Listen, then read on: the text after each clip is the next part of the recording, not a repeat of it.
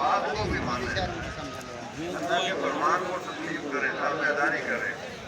मुसलमान होने का मतलब है कि अल्लाह के हुकूकों के सामने अपने को झुका दे और अल्लाह के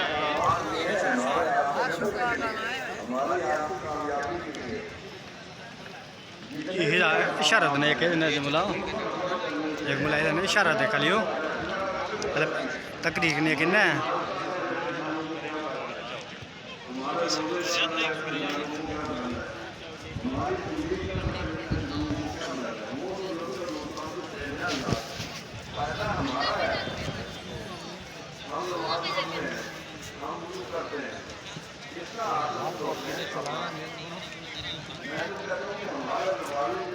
लगा लो बस